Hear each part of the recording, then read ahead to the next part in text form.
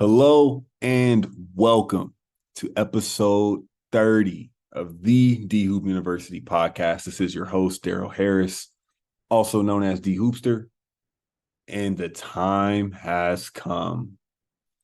The Royal Rumble number is here. The entrance music is playing.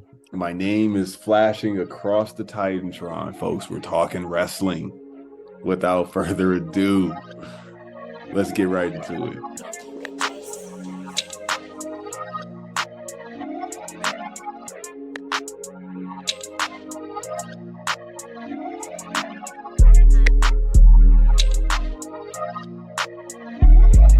Who's ready for story time with D Hoopster, baby? Let's do it. I am more than ready to record this pod, more than ready to begin this new book full of chapters that will never really end, because much like the world of wrestling, this will be a fluid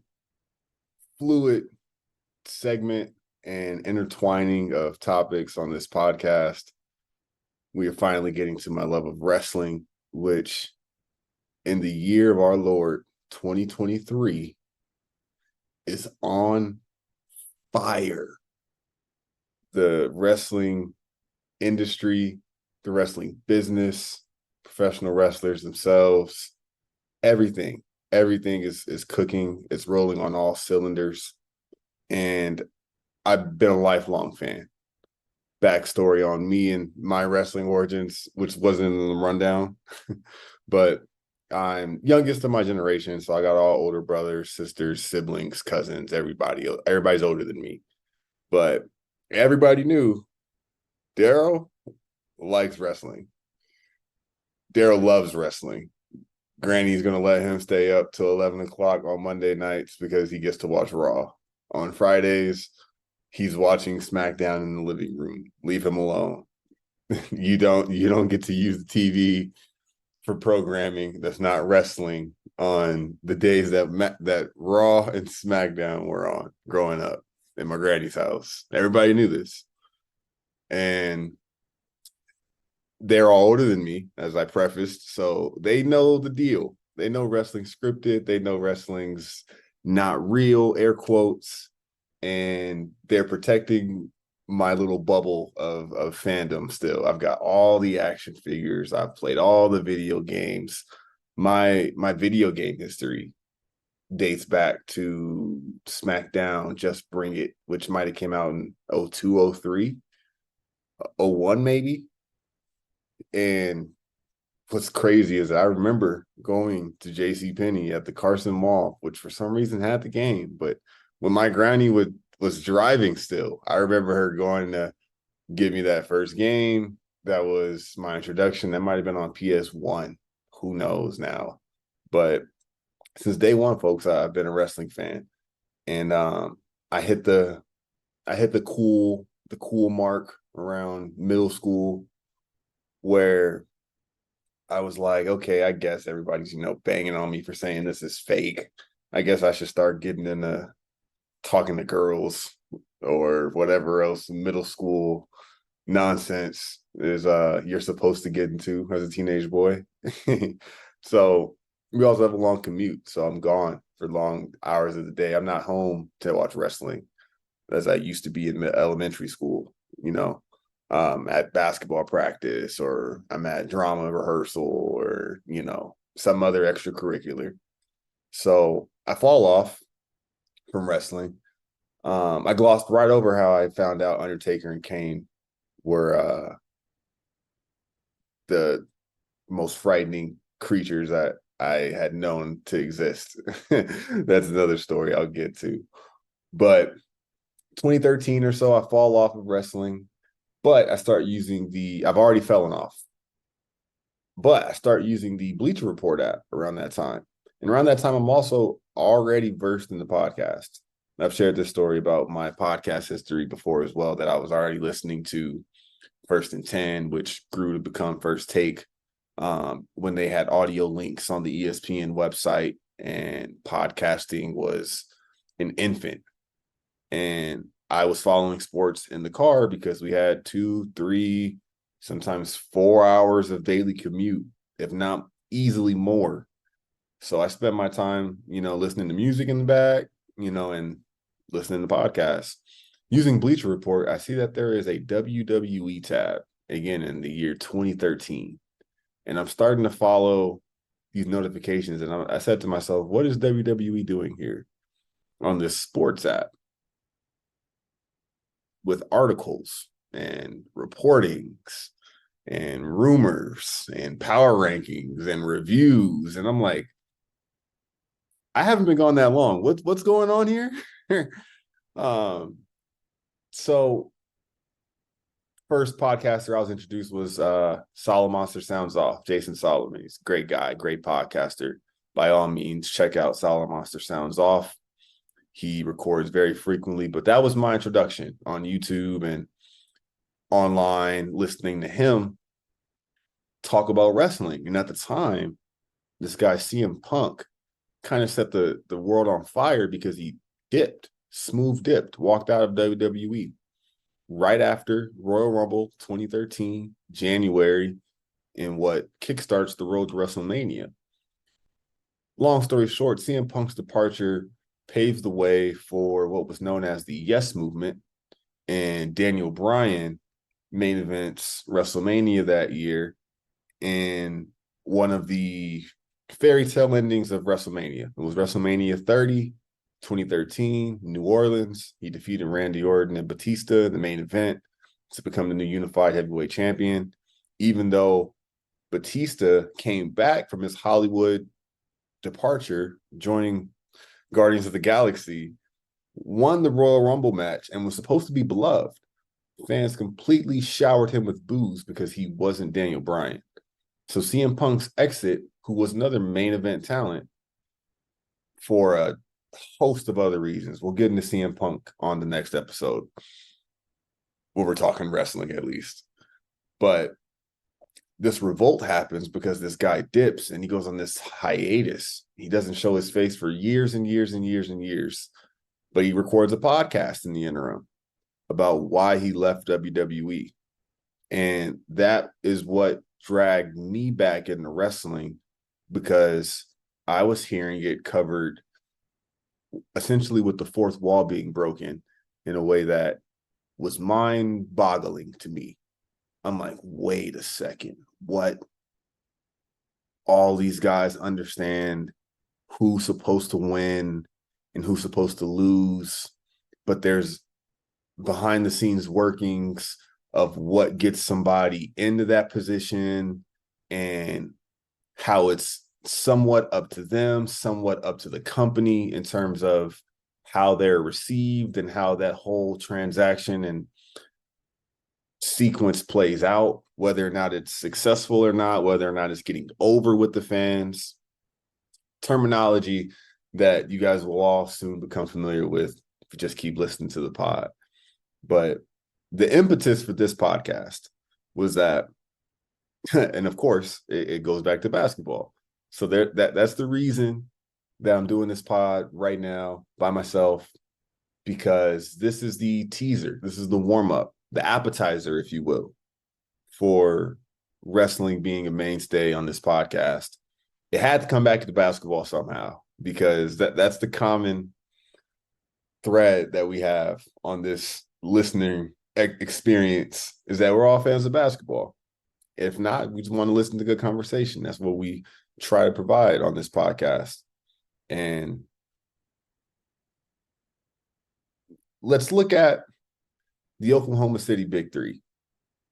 I went down some rabbit hole of thinking about the Oklahoma City Big Three of Kevin Durant, Russell Westbrook, and James Harden not too long ago. And I said to myself, there has never been, and this isn't earth-shattering news, whoever's familiar with the OKC Big Three knows that they had lightning in a bottle at the time. But looking back in retrospect, 10, 12, 13 years later, I think you can say pretty definitively that three teammates with higher individual ceilings were never a part of the same team before, like they were in OKC. And at the time, we didn't know it. But Kevin Durant was the leader of that trio at the time. Russell Westbrook, starting point guard, kind of next in command. James Harden, as the sixth man, was clearly on the same level as those guys. But for lineup sake and kind of where the NBA was at the time, he was slotted into a Manu Ginobili kind of role where he came off the bench and he was a contributor, but he was considerably the third member of that big three. And he was the first to go when OKC had tough decisions to make financially in terms of how are we going to keep three max guys together. And they decided to move James Harden in a move that got them back, Kevin Martin and maybe a Terrence Jones and some other pieces I forgot now, but pieces on the dollar that were nowhere near the magnitude of what James Harden would go on and become in the NBA. But what we had in those three guys were three guys who won MVPs, three guys who have been on the cover of NBA 2K, three guys with their own signature shoe, three guys who have led the league in scoring, three guys who, for my 2K analogies, which I love to make, three guys who have all been 96s, 97s at one point in time in their careers on NBA 2K. So we're saying that three guys were drafted in consecutive drafts to the same team that had best player in the league ceilings that they would go on to achieve. And the 30 for 30 about the OKC Big Three will have to focus on the fact that this once in a generational sort of pairing was in their lap and they lost it because at the time, three max players on a team was kind of foreign in the NBA, but they missed out on so much. We'll literally never be able to fathom what was possible if that big three stayed together. They reached the NBA Finals in 2011, 2012 against the Miami Heat in what was their climax as a group. Harden was gone the following season.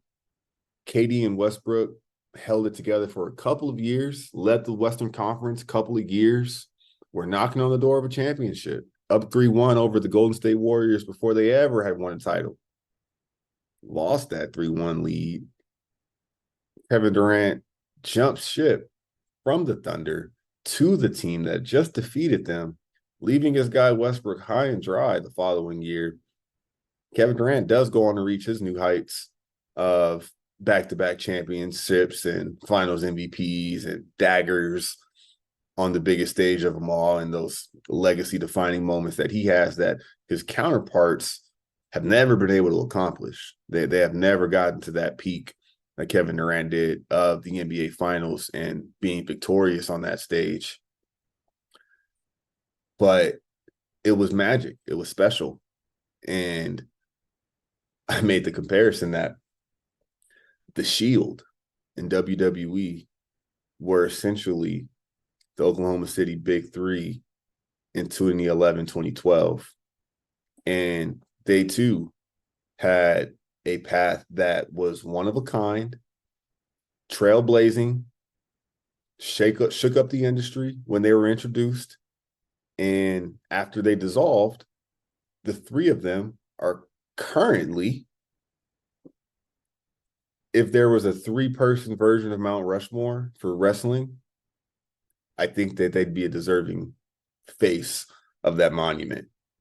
And now let the breakdown begin. This is the granddaddy of all wrestling analogies, the OKC Big Three to the Shield. Now let's go down a wrestling wormhole, folks. This is for the lapsed fan, as I've said on Twitter and on previous episodes. Wrestling was ubiquitous at a time in the Attitude Era. If you go past that, and we're talking about like our parents' generation folks, the golden era, Hulk Hogan, and the dawn of WrestleMania, and the Macho Mans, and the Ultimate Warriors, and the Roddy Pipers, and Andre the Giants, leading into the Shawn Michaels, and the Undertakers, and the WCW, and the NWO, into the Attitude Era with Stone Cold, The Rock, D-Generation X. Ever heard of them? This was a time when wrestling did incredible numbers on Nielsen ratings week and week. There was a Monday Night War with dueling shows on Turner Broadcasting and on wherever Monday Night Raw was under at the time, whether that was Universal or Sinclair or whoever it might be now. But it was a time where wrestling was inescapable. It was the talk of the town. Like we said, we've all been in probably elementary school, either throwing the DX chops and getting in trouble, or actually wrestling after school and getting in trouble. But wrestling is something that was foundational in youth upbringing for generations. So the beauty of wrestling is once you kind of get past the childhood fandom, you realize that it's still so beautifully layered and nuanced and deep, and the storylines literally go back to when we were children. And it's a soap opera. It's a canon that is actually documented, and journalists, reporters, the wrestlers themselves who are still standing, they are the testament to how the industry has been passed down, essentially. And there's countless stories to be had underneath that umbrella. But we will now pick this thing up in 2012, November 18th, 2012, to be exact. That is the debut of The Shield. The Shield was a group of three men, that being Roman Reigns, Seth Rollins, and Dean Ambrose. Now, for the purpose of this analogy, I have assigned Roman Reigns as the title of Kevin Durant. Seth Rollins is the Russell Westbrook in this comparison. And the formerly known Dean Ambrose, who is now known as Jon Moxley, is the James Harden of this group. And now there are limitations. There's limitations in that KD, what he has over the other guys in terms of rings, that's more definitive than what it's honestly not. But it's slightly more definitive because that is the end all be all in professional basketball in terms of legacy. There's your championships, finals MVPs, things like that. In wrestling is world titles. Now, all three of these men have been world champion. But what makes Roman Reigns different, and we're going to start with Roman Reigns, is because he is the tribal chief. Ladies and gentlemen, acknowledge our tribal chief, Roman Reigns. Before we get into a little more about Roman, some Shield highlights. They debut in 2012. It's a match between John Cena, everybody's favorite, and Ryback, who is this, grizzly Paul Heyman guy who is essentially, one of the next heels, villains, beasts that's being fed to John Cena, because John Cena had a period like Hulk Hogan, like Stone Cold, like The Rock, where he is the face of the company. And he did that for a longer stretch than either of those guys did, any of them. John had a stretch of easy 10 to 12 years where he was just the man, the guy. I love John Cena. I had a mini spinning belt. I had the Hustle, Loyalty, Respect hoodie. You know what I mean? Growing up, I, made signs and saw these guys at wrestling shows. But he's fighting Ryback. These three men in combat gear, all black tactical riot gear, so to speak, show up unannounced at the end of a Monday Night Raw, assault Ryback, take him out. No weapons even, but to just maul them 3-on-1. jump him, put him through the announce table, and on commentary, Michael Cole, shout out to Michael Cole, introduces these guys as they get in front of his face, because this was just a blindside assault. And Michael Cole's like, hold on, that's Roman Reigns from NXT, and that's Seth Rollins and Dean Ambrose. What are these guys doing here? Now NXT is a developmental branch of WWE. The art of professional wrestling has to be taught. You can be athletic and you can have charisma and you can have coordination, but if you don't know how to wrestle, how to take bumps, how to callous your body for the wrestling mat and the wrestling demands. They do this 365 days a year, folks. You start off training in the performance center, which is what we have now. This all evolved. The 2011-2012 version of NXT that these three guys all came out of, it's nothing like what it is today. We'll get into NXT today at a later date. I love NXT 2.0. Still serves a tremendous purpose, and it produces great content. But in 2012, this is the foundational years of this new NXT black and gold era. Seth Rollins, in fact, was the very first NXT champion. And he entered WWE, the umbrella, and NXT. His former persona was Tyler Black in Ring of Honor, a separate wrestling promotion where he had already established a fandom. People know this guy can wrestle. They know he has, what it takes. So that's why he was the first NXT champion. Roman Reigns, on the other hand, is an Anoa'i.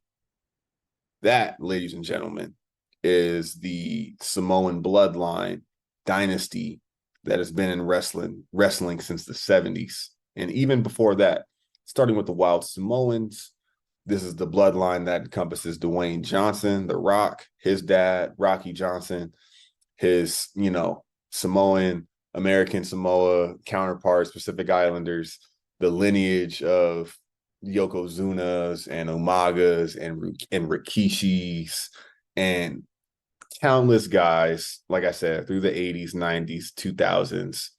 Roman Reigns, Joe Anoa'i, he's next up. There's no stopping him. This guy was a former college football player at Georgia Tech. He's jacked. He's next in line. He's got the hair. He's got the tribal tat. It was small at first. He had a lot of open space he went to fill up, but this was the guy, no doubt about it. He's walking those shoes. He has this blood in him. Dean Ambrose, on the other hand, he entered as the wild card. He had a wrestling background similar to Seth Rollins, also known as Tyler Black. He was known as Jon Moxley before he came into WWE and became Dean Ambrose. He wrestled in Japan. He wrestled in other companies like Ring of Honors as he was coming up. And he established himself as a hardworking, tough, blue-collar wrestler. So the three of these guys are now together, and they're called the Shield, referred to as the Hounds of Justice. They really showed up without a understanding of what their purpose was, and they were these anonymous hitmen that for a while were loosely associated with CM Punk, who at the time was heel, bad guy, tyrant, who you didn't know what he was capable of behind the scenes, pulling strings. He also was wrapping up a 454-day title reign, which was the longest of the modern era. I reference that reign specifically because that will be Jesus. That will be overshadowed in the fullest extent by what Roman Reigns is currently doing. But at the time, that's who the Shield was. They were undefeated for a long time, couple years. They were all simultaneously champions for a long time. Dean Ambrose was kind of the leader of the Shield in that he was the singles champion. He was the one that stood on his own the most when they cut their backstage promos and this dark, grungy kind of vibe. He was the one that was usually in the middle, or he would stand out, kick things off, end things usually. But Roman Reigns was the muscle. He was the enforcer of the Shield. He didn't say much. He didn't have to say much. He wasn't supposed to, but he was the muscle, like I said, the enforcement behind what they were doing. And if you want to take us down, the final boss of the Shield was Roman Reigns. Now, Seth Rollins was the fan favorite. He dyed part of his hair blonde, so he had the blonde streak, and he was just a missile back and forth. He would do these incredible suicide dives through the ropes, over the top rope, back to back to back. When Seth Rollins came in, the pace picked up. He was the high flyer out of the bunch. He did top rope maneuvers, springboard maneuvers, going through tables, jumping off of ladders. That was Seth Rollins. Balls to the wall, putting his body on the line, the excitement of the group. Now, the Shield, like I said, had a successful run. They go all the way through 2014, go to WrestleMania, defend their titles at WrestleMania.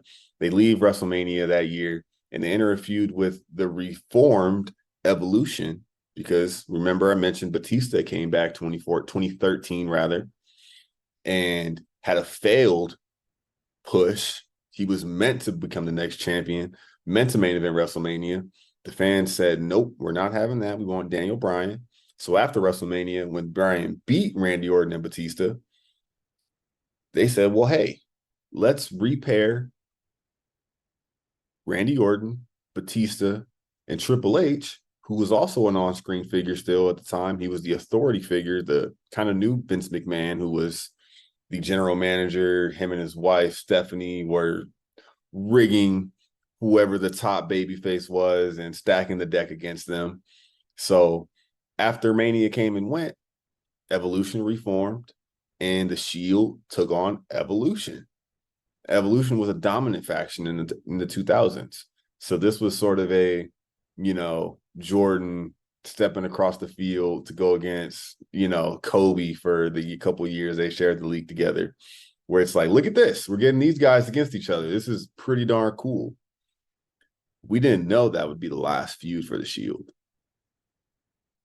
And it was, because after a pair of matches against each other, the Shield stood in the ring while some members of the Authority and Evolution were on the ramp, and they were bickering. Of course, they had a war of words. The Shield was telling them, come on, bring it down here, face us, come to the ring, let's fight again. Seth Rollins is holding a chair. And who would he strike with that chair? Spoiler alert, folks, it wasn't Evolution. He hit Roman Reigns in the back with the chair. Seth Rollins, the beloved one out of the group, the one that everybody was rooting for, turned to the dark side, stabbed his Shield brothers in the back, hit Roman with the chair, and then he hits Roman with the chair one time, and then he hits Dean Ambrose with the chair like 14 times. And we have the first line in the sand of the Shield drawn, and it's Seth is now the outcast. He has now joined the Authority. He has turned his back, like I said, on the Shield, and the darling trio of, like I said, the Hounds of Justice are no more, ladies and gentlemen. So this now puts a wedge in these guys for the first time.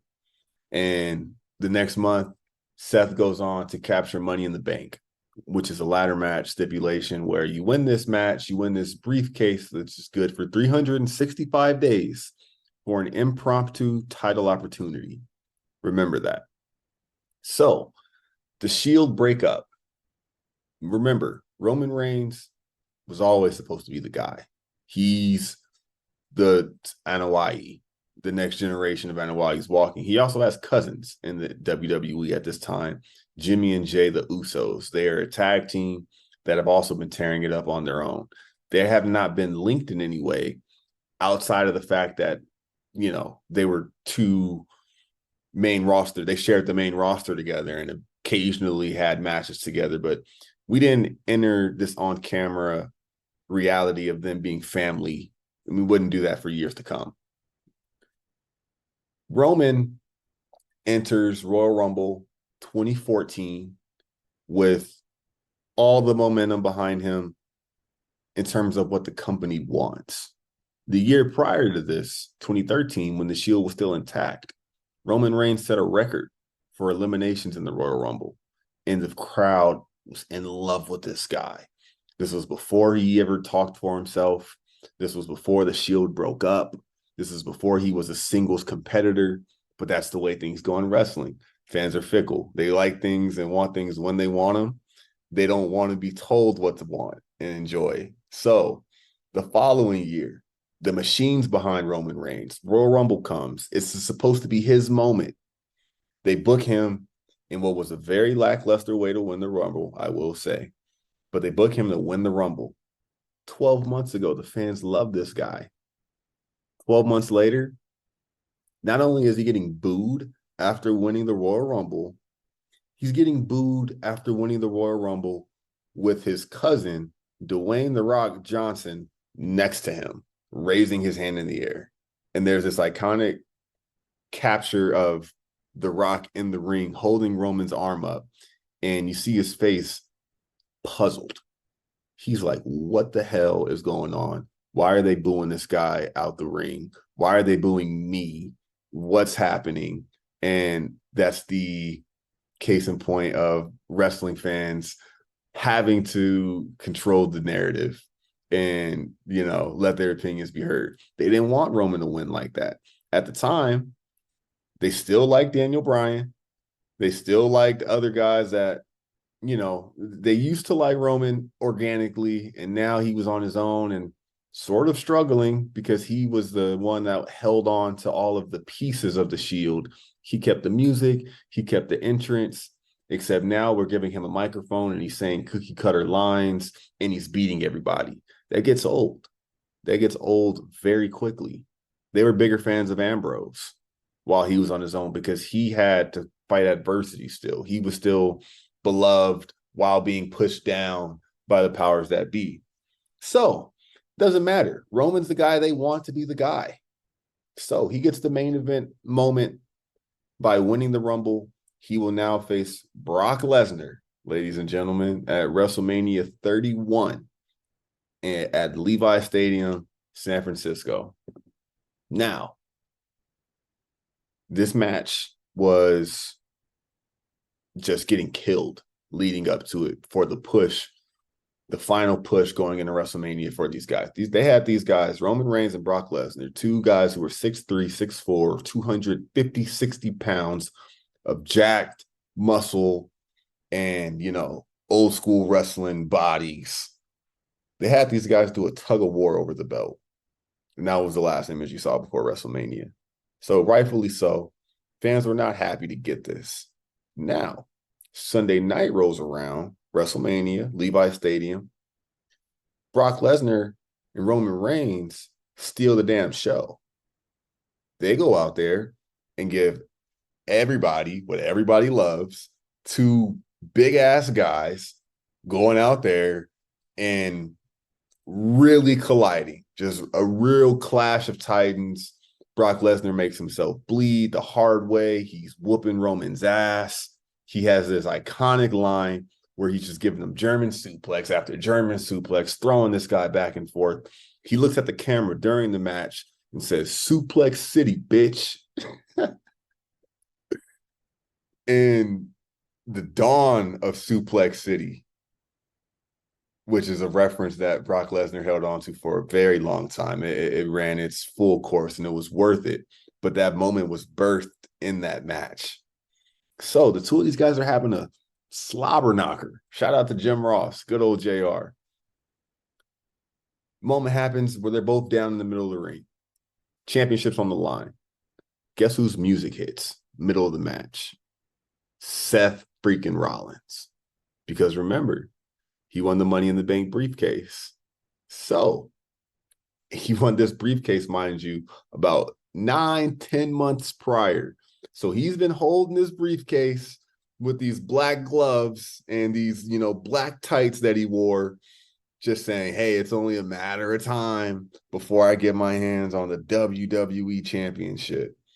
And mind you, none of the Shield have reached that plateau of becoming world champion yet because they were together up until now. So Roman Reigns always was supposed to be that guy. Is in the main event. He's billed, not Seth, but Seth Rollins runs down this long ass ramp at Levi Stadium, sprinting, holding the briefcase, runs in there, hands it to the referee. We had never seen this, folks. We had never seen a cash in at WrestleMania. We had also never seen a cash in during a singles match. And this is at a time where there was about 9-10 years of cash-ins because the Money in the Bank was created at WrestleMania 21 in 2005. This is 2013, 2014 now. 2014 to be exact, where Seth is cashing in this briefcase at WrestleMania in the middle of a match. The 90 seconds after that are just beauty. There's a false finish to where you think he's going to stomp Brock. Brock vaults him into the air, catches him for an F5. Brock gets speared with Seth on his shoulders by Roman Reigns.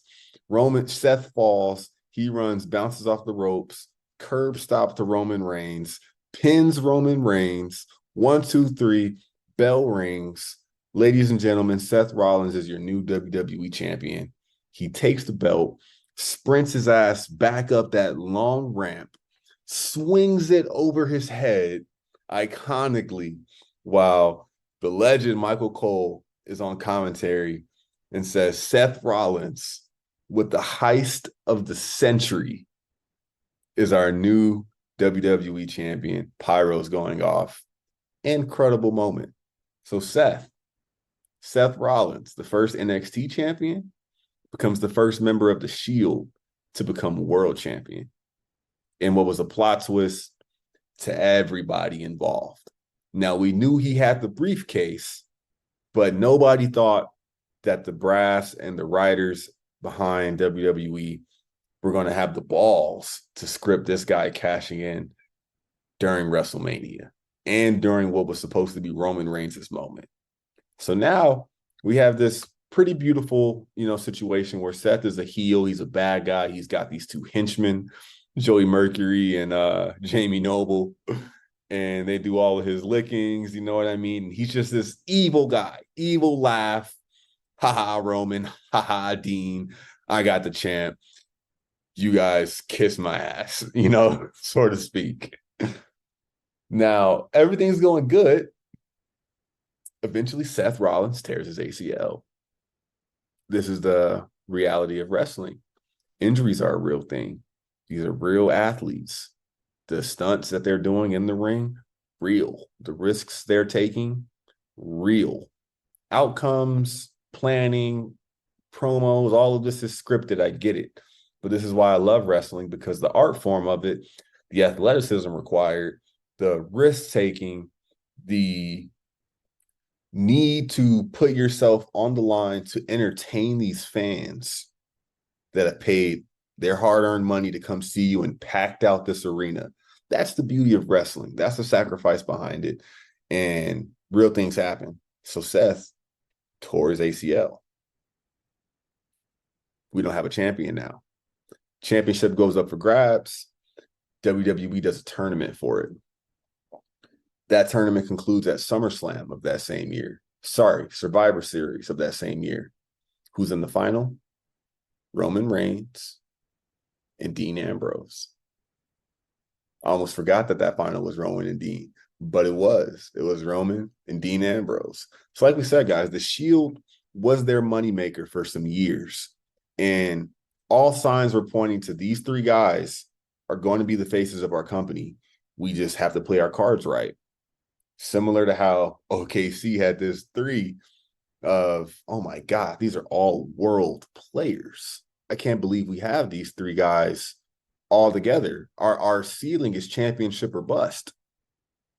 So Seth Rollins is out of the picture. You've got to replace him as champion. You have Roman and you have Dean, who emerged as the final two from this tournament. Now, a lot of people were pulling for Dean that night. I was even closet pulling for Dean myself. But they did a good thing with Roman Reigns where they put him against the authority. They finally stopped. Roman was saying stuff around this time like suffering succotash. He was, making these big dog jokes. They made him wear clear contacts for a little while. They were trying all this corny stuff that just wasn't working. And then finally, for like a month, they let him, be mad on television. They let him go off on the authority figures. They let him Superman punch Vince McMahon. They let him do all these things that are easy ways to gain the crowd's endearment. And sure enough, he beat Dean Ambrose that night pretty cleanly. Guess what happens next? Roman Reigns beats Dean Ambrose. Confetti falls. Roman is WWE champion for the first time. Remember, he's always supposed to have been the guy. He finally has the belt in his hands. It's his. The music hits for Sheamus, who is the next man holding the Money in the Bank briefcase after Seth Rollins. He comes down the ring. Roman gets set up. He gets screwed by the authority and Triple H again. And Sheamus kicks his head off, takes his title that night. Roman's champion for all of 30 minutes, 30 seconds rather. And he's now having the chase again. So Dean kind of gets put on the back burner again.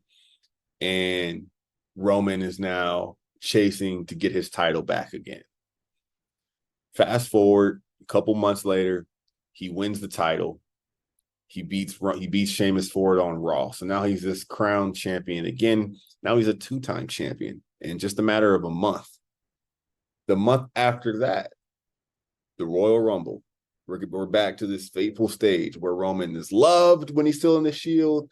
He's booed when he's not in the Shield, but is actually booked to win it. And what do we do for this 3-peat Royal Rumble?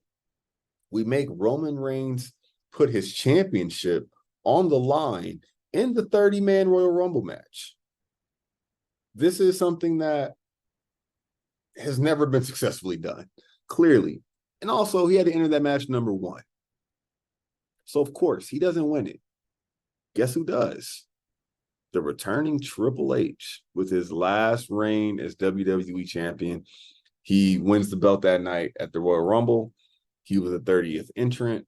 He takes the belt to WrestleMania, where he has this rematch in Dallas against Roman Reigns, one-on-one.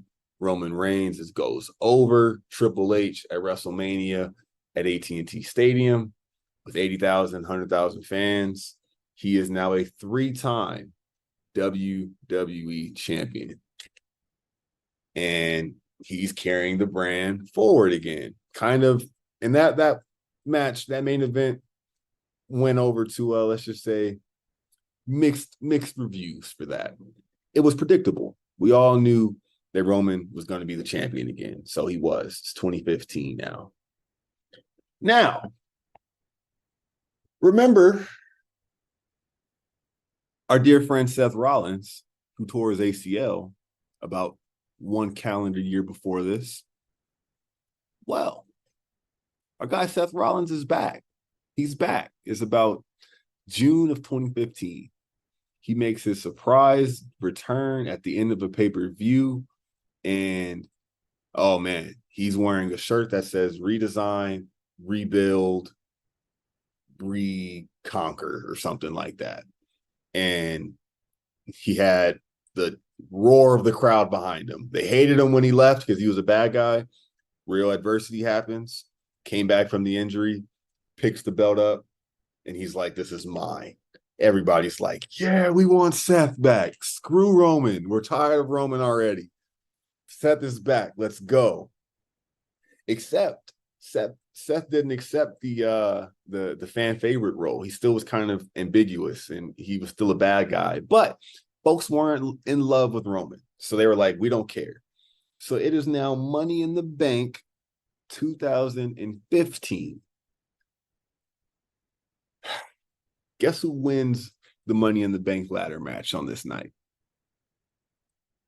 You guessed it. The third man, who we haven't talked about as much. Dean Ambrose finally gets his hands on that Money in the Bank briefcase, which is, hey, that means you, buddy, you're next in line. We're waiting on your turn to become the WWE champion, lead this brand from on top. That's what winning the briefcase means. On that same show, we had Roman defending his title against the returning Seth Rollins, who never lost his title.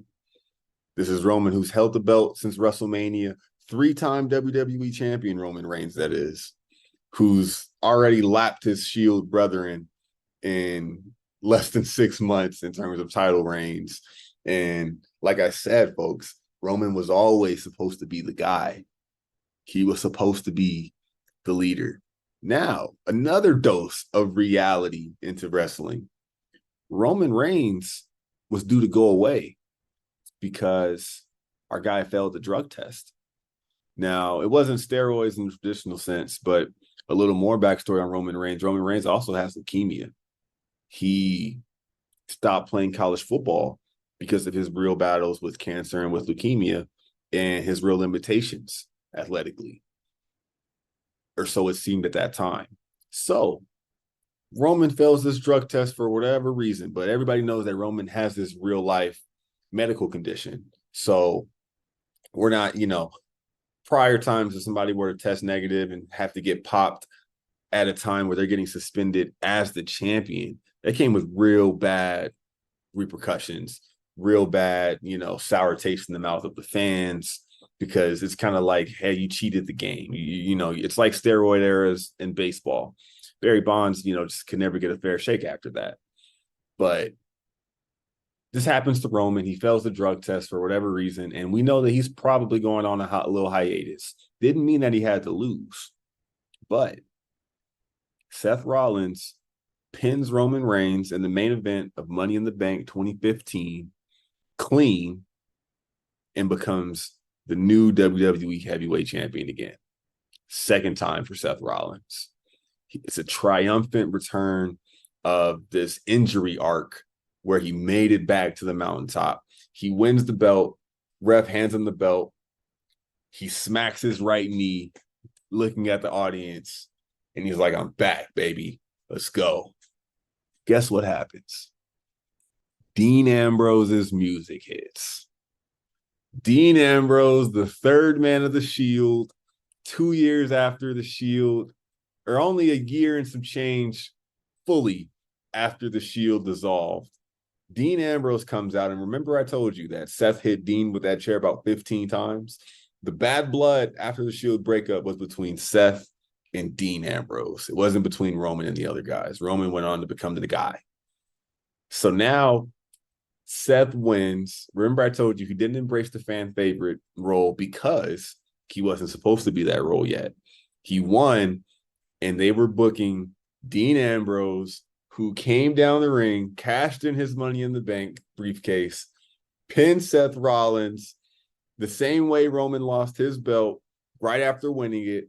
Seth loses his belt right after winning it, and Dean Ambrose becomes WWE champion for the first time ever.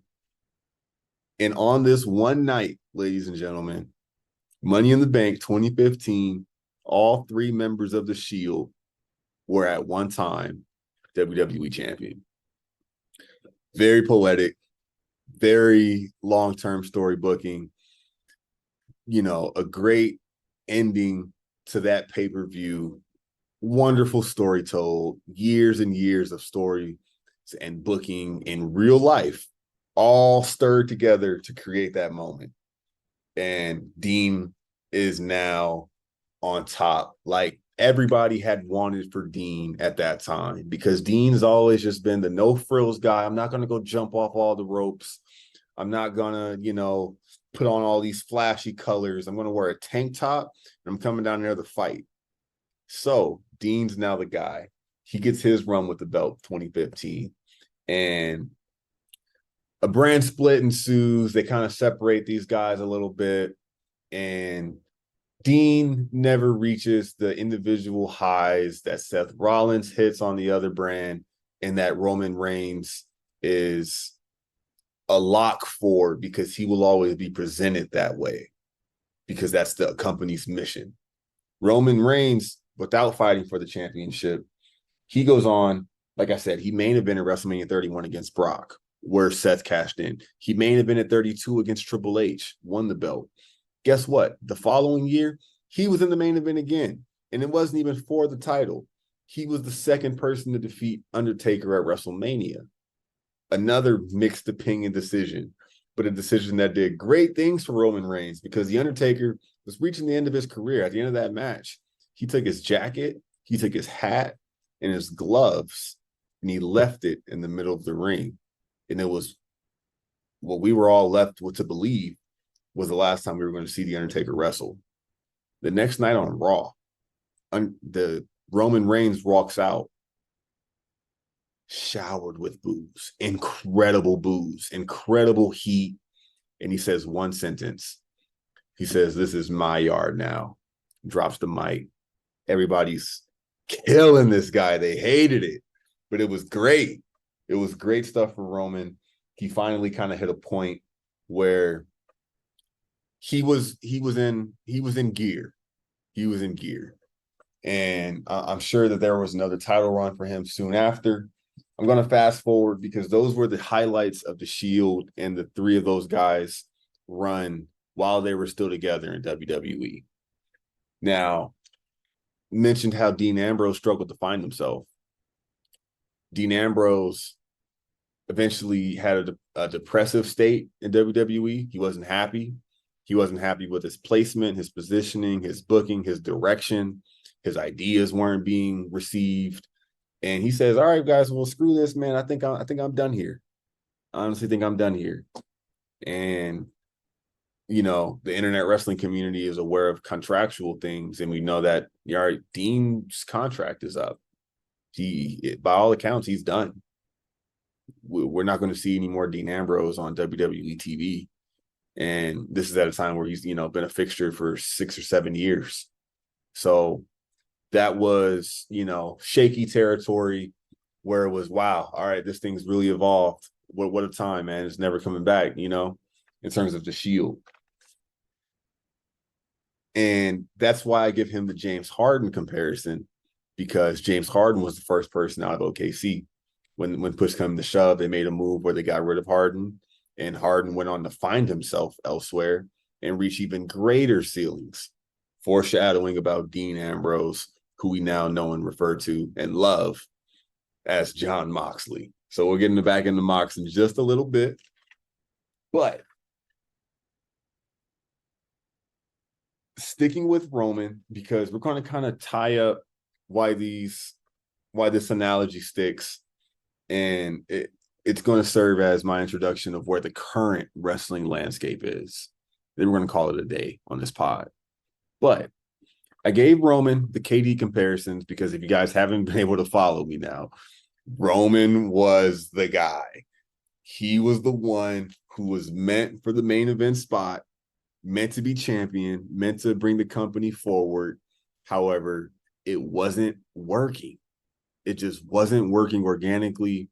And WWE found themselves in another position. Now, fast forward to 2020, where Roman's supposed to main event WrestleMania 36, I believe, but they stopped counting, so I lose track of the numbers right there as well. But this is that's WrestleMania 2020, a show that was marred by the pandemic. WrestleMania happens every late March, early April.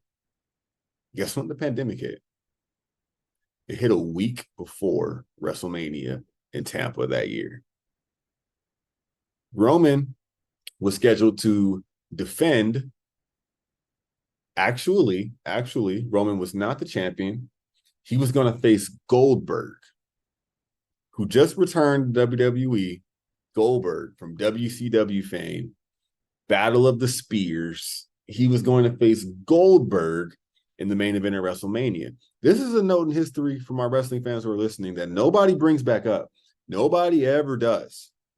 Because without this natural sequence of events, we never get to where we are today with our tribal chief, Roman Reigns. It doesn't happen because it wouldn't have happened. The course would have been completely altered. But Roman Reigns is scheduled to defend or to compete for the WWE Championship against Goldberg, who just won the title over our dear friend, The Fiend. The Fiend and Bray Wyatt is for another episode. But I have so much to say and so many feelings about Bray Wyatt and The Fiend. But The Fiend goes down in a disappointing blaze of glory to Goldberg. They fed him to the spearing, bald-headed beast that is Goldberg to set up this, again, generational clash between Goldberg and Roman Reigns. Pandemic happens. This is when there was no certainty around what COVID was.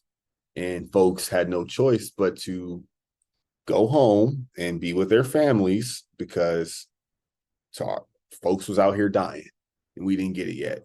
Remember, I said this, Roman has leukemia in real life. So he is actually in the percentile of folks who were especially cautious and needed to be around coronavirus because we didn't know how it was going to adversely affect those with other medical complications. So Roman stood nothing to risk by being exposed to everybody in the company and the traveling that they were having to do at the time, because he's got a real life medical complication that we can't play with. He also just had twin kids, and Roman now has 5 of these guys.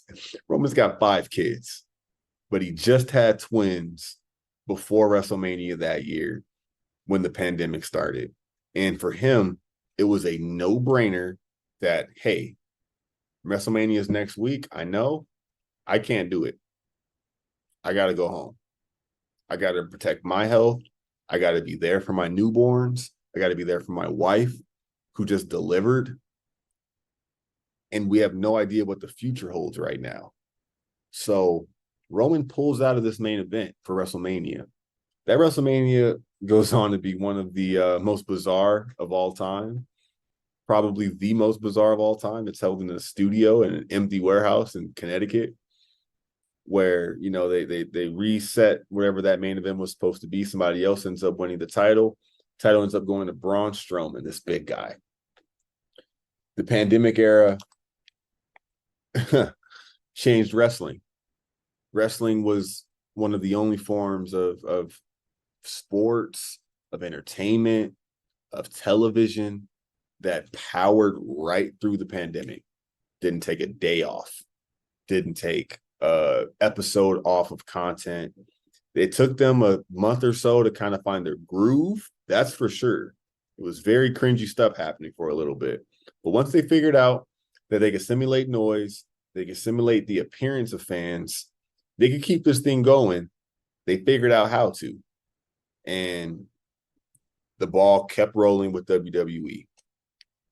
Fast forward to SummerSlam of that year, about 4 or 5 months later, Braun Strowman is defending that belt that he won, that Roman was meant to win, against Bray Wyatt again at SummerSlam in a swamp match.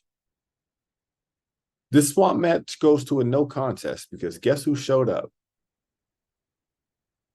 Roman Reigns.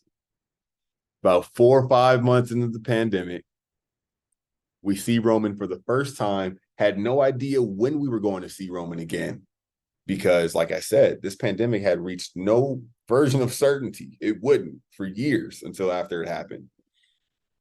Roman shows up, surprise to us all.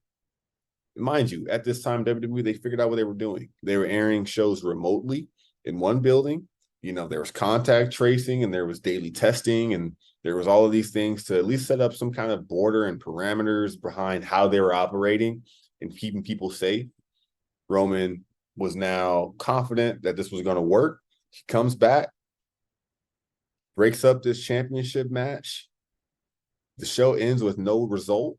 He has a shirt that says, "Wreck everyone and leave." That's what he did.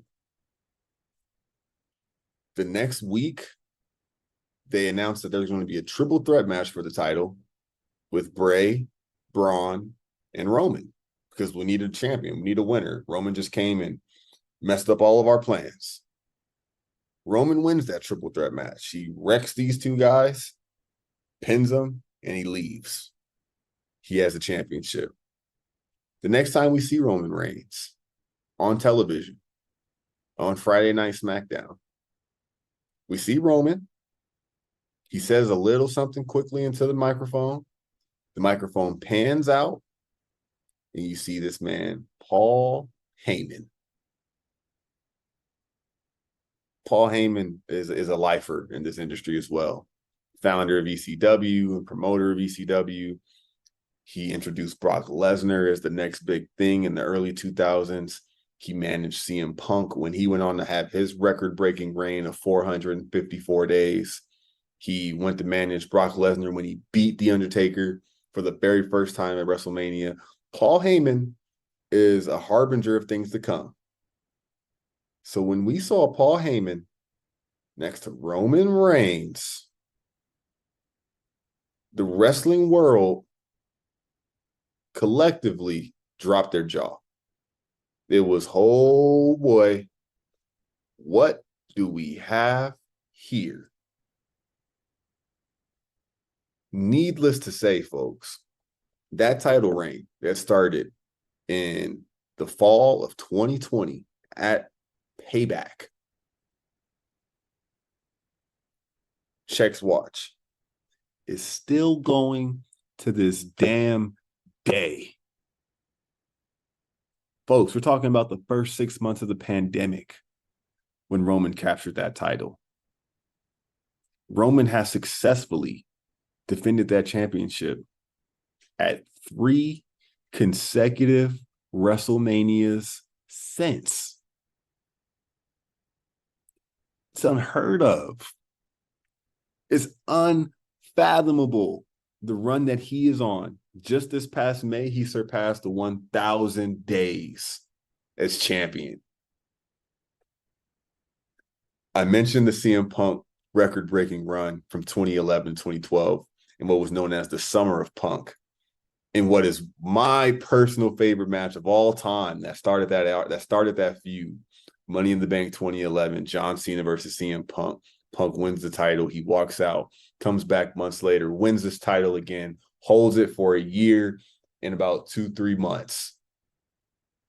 And it was a historic championship reign managed by Paul Heyman that ended with the loss to The Rock in 2013. The Rock, or in 2012, The Rock went on to lose that championship to John Cena in the main event of WrestleMania. Roman Reigns' current title reign is damn near 3 times as long as that. It's going on 3 times as long. This is more than uncharted territory, folks. This is territory that we never thought we would see as a wrestling community. Somebody holding the title for over 1,000 days. Hasn't been done since before there was a WrestleMania. The first WrestleMania was in 1985. And guess what, folks? Roman's holding that belt firmly right now. And not only, I remember we spoke all this time about how Roman was supposed to be the guy. He was always supposed to be the guy, but it just wasn't clicking. Well, subtract all the fans from the live shows, and what do you know? Roman Reigns literally starts walking off the damn screen. He becomes a completely different performer on camera.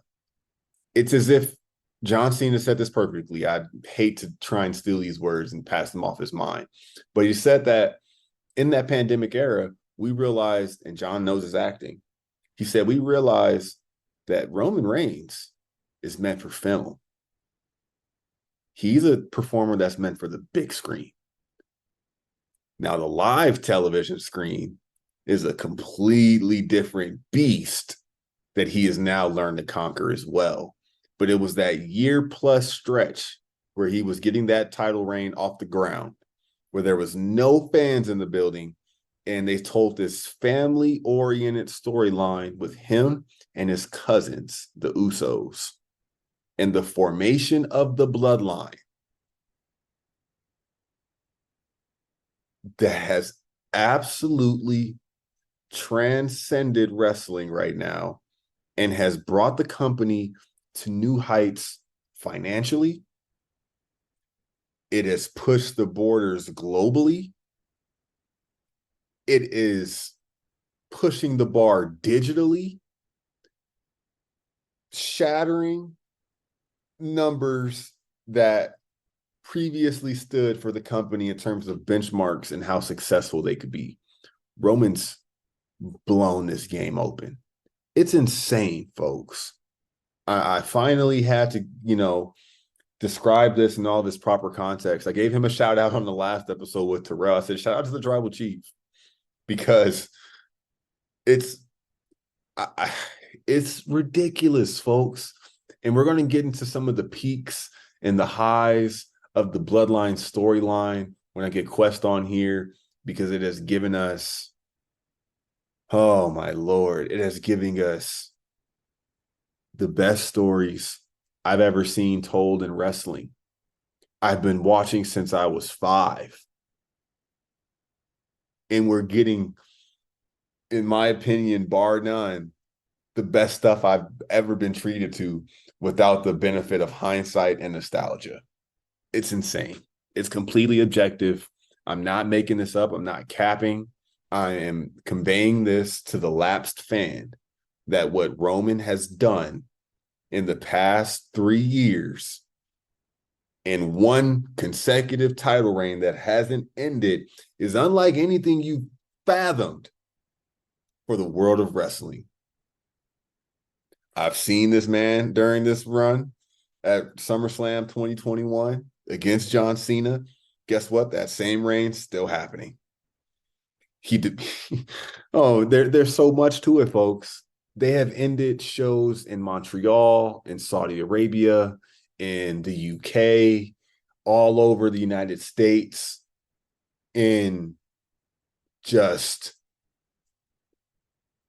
eating out of your hand moments where you're hanging on to the lines that are being said, not even the outcome of the match. We're watching this match past the outcome of the main event to see what drama unfolds in the ring live.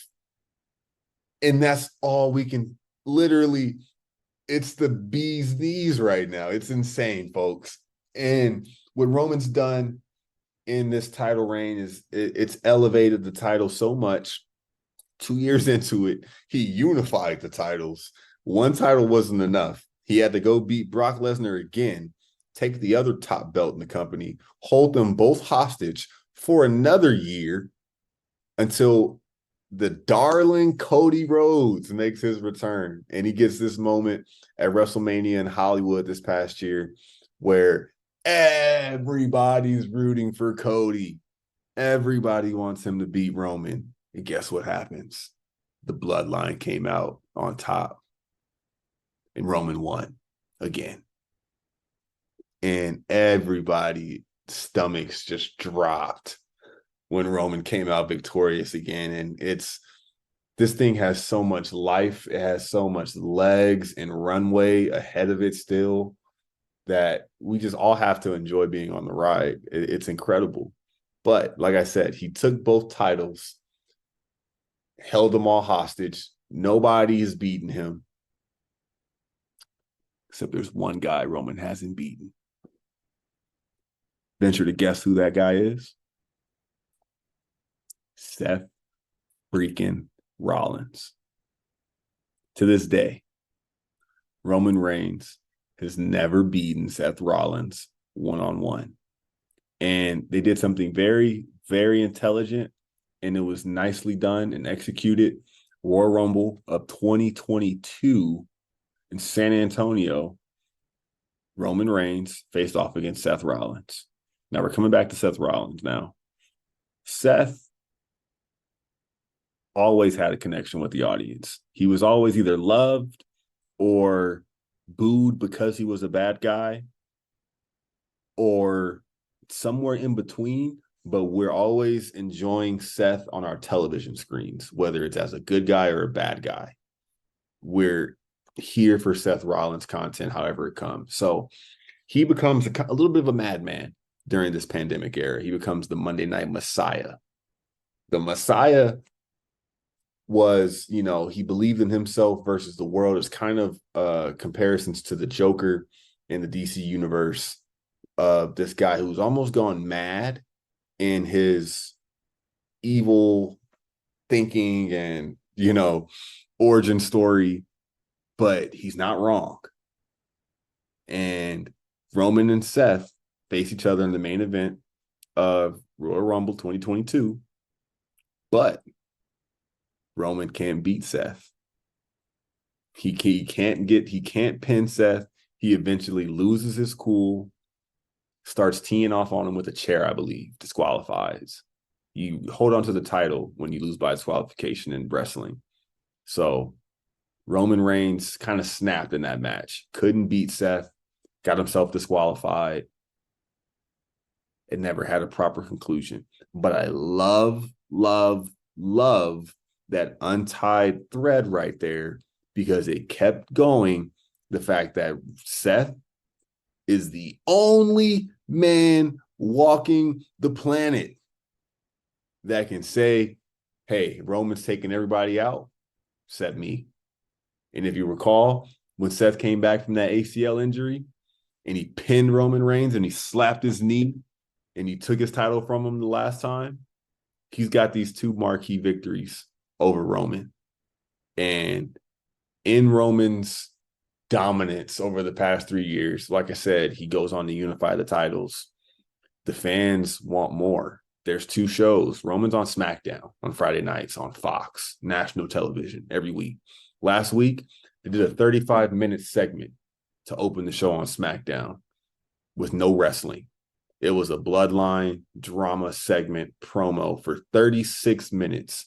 Guess what, ladies and gentlemen? It had the highest damn rating on television. That's how over the bloodline is. Highest rating in television for that night. It's ridiculous, folks. So the need is stronger than ever on the other brand that, hey, we need a championship. Because Roman, I get it, he's a champion for both brands, but Roman's box office. Roman defenses are like Muhammad Ali fights. They're like Floyd Mayweather fights. You're getting one every 4 or 5. It's not that long, but you're getting Roman title defenses few and far between because he's earned it. The magnitude comes with it. And the plot development that's happening underneath has always had the proper pace to where you don't just walk into an opportunity now against Roman. He has a shirt that says God mode, greatness on a different level. You don't get to just walk into these title matches. These title matches take months to build, which is why that Cody loss was such a gut punch for all the fans. I was rooting for Roman. Thank you. Acknowledge the tribal chief. So Triple H, who is the brains and the powers that be behind WWE still, introduces a new World Heavyweight Championship for the Monday Night Raw brand exclusively because they need another title. And Triple H has deep-rooted connections to the World Heavyweight title. It was the title that he held hostage in the 2000s. And he unveils this new designed modern take on the classic big gold belt that goes all the way back to WCW. And before that Ric Flair held time and time again. And they hold a tournament over the course of a month to crown this champion again. Guess who wins that championship tournament? Seth freaking Rollins. So today in WWE, who are the pole bearers, the flag bearers, should you say? It's Roman Reigns in a league of his own, undisputed WWE Universal Heavyweight Champion. Reign going on year 3.5. And who do we have now as the workman's heavyweight champion that you're going to get defenses from on the weekly basis and says no to nobody, turns down no challenger? You got Seth Rollins on the other show. And the Shield debuted in 2012, folks, 11 years ago. 11 years later, those guys, 1A and 1B in this company. They are the life of this company. And it's pretty impressive. And that just leaves our dear friend Jon Moxley. And this is the way we'll wrap the current state of professional wrestling. Because for the lapsed fan, you may have seen something on social media. You may have seen it on your local TV listings every Wednesday night on TNT or TBS. This little company, this new promotion called All Elite Wrestling. All Elite Wrestling was founded in 2021, the year after the pandemic. And the basis for All Elite Wrestling was, hey guys, let's assemble the wrestling Avengers from around the world that are not WWE, and let's come together and let's make a new promotion that will domestically rival the WWE, because there has not been one successful company that has launched and set out on that journey in the at least 30-year history that we have of Monday Night Raw. There hasn't been one. WCW had an era. TNA had an era. Anything else domestically didn't come close to what WWE was. So AEW was wrestler founded. It was put together by the likes of the Young Bucks, the Elite, Kenny Omega, Chris Jericho, who left WWE, Cody Rhodes, who left WWE, and was the original. These were all executive producers, executive vice presidents of All Elite Wrestling. And they had money from billionaire Tony Khan, who was also the owner of the Jacksonville Jaguars. And they set up shop where their home base originally was down in Jacksonville. It's now in Chicago. But they have now successfully launched a competitor to WWE, because the appetite for professional wrestling is on a different level in 2023. Guess who was the surprise debut on the inaugural All Elite Wrestling pay-per-view, known as All In? Maybe it was All Out, I forget. But it was held in Las Vegas, Nevada, 2021, Memorial Day weekend. Guess who made their return to wrestling after leaving the WWE and not being heard from, going off the grid for that entire pandemic era? Who did we see make his appearance in AEW that first night after the main event? Cliffhanger, grand reveal at the end of the show. None other than the man formerly known as Dean Ambrose, born again as Jon Moxley. Jon Moxley took everything that Dean Ambrose was and he went over it in erasable marker, permanent ink. He said, all right, Dean Ambrose is built off being tough, built off a love for pro wrestling, built off of real discipline and, grit and passion for this business.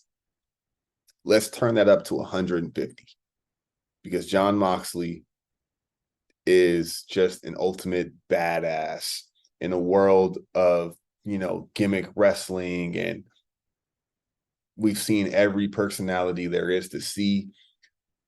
The fact that Jon Moxley went on to become the second AEW World Champion and I believe had the longest reign. And he's also now a 3-time AEW World Champion, has the most reigns, period, ever, and currently has the best record in AEW. The fact that we saw him just redesign himself and do it by only sticking to the basics, turning up the intensity, the passion in his promos, the real life drawbacks. Jon Moxley, like we said, he had a depressive state. He had been combative at times. He did have to go to rehab for alcohol. He did have real life hardship to overcome. So when he grabs a microphone and he starts mouthing off to the audience, when his music hits and the crowd erupts and yells, "Wow, thanks," and he comes out there, it's understood that we are getting the most authentic person in wrestling. How he accomplished that is only a testament to Jon Moxley. But when we see him, we know that this is essentially, the next closest thing to just a Stone Cold that we have. And he's nothing like what that Stone Cold was. There's nothing funny about Jon Moxley. But when you're getting out there, you're getting a badass. You're getting a person that will bleed. You're getting a person that will get hurt, person that will go through whatever it takes and take it and keep on walking to carry the flag of professional wrestling, not just AEW. But I'm doing this for my family. I'm doing this for myself. This is my means of an income. I am myself in this ring. Love me or hate me, but this is what you're going to get. And it's authentic. And Mox, in a James Harden-esque fashion, said, screw it, man. I'm just going to do my own thing, dude. I'm going to do my own thing over here. Watch me be great. That's exactly what he's done. And he's spearheading a company where he will never cross paths with Dean Ambrose, with Seth Rollins and Roman Reigns for the foreseeable future, at least. He also might become the first man to hold the WWE Championship, the AEW World Heavyweight Championship. And he just alluded that his next on his list is the New Japan Pro Wrestling IWGP Heavyweight Championship, which if he were to pull off that three-peat, which I think he will be the first man in professional wrestling to do that. And these three guys, man, Roman, Seth, and Dean, also known as Jon Moxley, what they've done for the world of professional wrestling and carrying it, and from what was a very, very, very, very different landscape in 2012, an era where somebody as diehard as me didn't care about wrestling, to today, where these three guys are still the guys. And they're the ones who can look around and say, hey, y'all didn't do what we did for this past decade. You guys just didn't. And you'll never be able to say you did. It's the stuff of legend. It will go down in history. And there will be a documentary on it about how we were comparable to these three guys on the Oklahoma City Thunder in 2011 that all went on to be MVPs and break records and first team All-NBA and lead the league and this and that, and just be icons and stars on our own making. And we all started out right here together. And I think that's it, folks. That's the beauty of it. If that didn't get you just a little bit jazzed to watch some damn wrestling, or to go on YouTube and watch some highlights, or to, at the bare minimum, keep listening to this podcast, I don't know what's going to do it, folks. I really don't. Actually, I do.